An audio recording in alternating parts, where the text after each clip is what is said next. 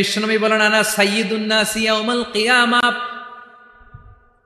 আমি কিয়ামতের দিন সর্বশ্রেষ্ঠ হব, মানুষের মধ্যে সর্বশ্রেষ্ঠ সেরা আমি বিশ্বনবী। আলহামদুলিল্লাহ পড়েন।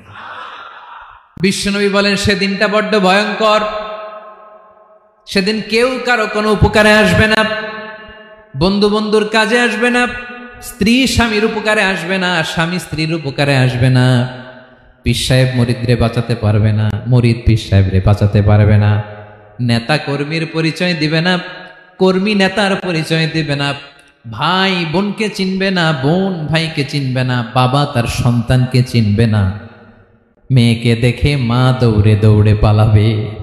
বড্ড ভয়ঙ্কর দিন। বিশ্বনবী বলবেন জমিনটা এখনকার মতো থাকবে না, পুরো জমিনটা সমান হয়ে যাবে, ফ্ল্যাট। এখন তো গোল, তখন ফ্ল্যাট।